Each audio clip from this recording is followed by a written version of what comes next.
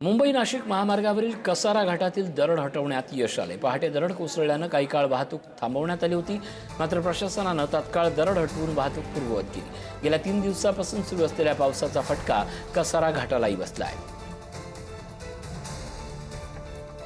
या 3 दिवसांपासून सतत पडणाऱ्या मुसळधार पावसामुळे कसारा घाटात आज पहाटे 5-5:30च्या दरम्यान दरड कोसळली होती। थोड्या प्रमाणात कोसळलेल्या दरडीमध्ये माती आणि दगडांचा मोठा भराव होता। तो भराव काढत असतानाच या ठिकाणी आपत्कालीन व्यवस्थापनाची कमिटी म्हणजे टीम या ठिकाणी हजर होती।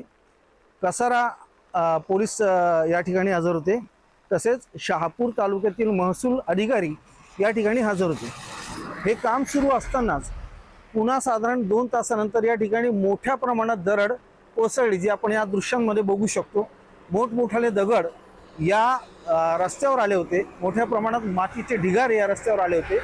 आपण बघतोय समोरच्या दृश्यांमध्ये या ठिकाणी झाड दिसतंय, ते संपूर्ण झाड वरून या ठिकाणी खाली घसरून आलं होतं।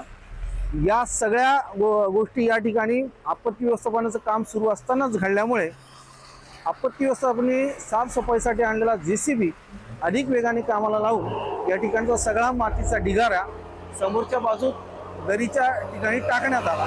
मोठमोठाले जे दगड होते, दगड बाजूला रस्त्याच्या नेण्यात आले आणि हा रस्ता पूर्णपणे मोकळा करण्यात आला। आता आपण बघू शकतो की या ठिकाणी मुंबईहून नाशिककडे जाणारी जी वाहनं आहेत, प्रवासी आहेत, त्यांच्यासाठी हा रस्ता मोकळा करण्यात आलेला आहे। इथे प्रवास सुरू झालेला आहे।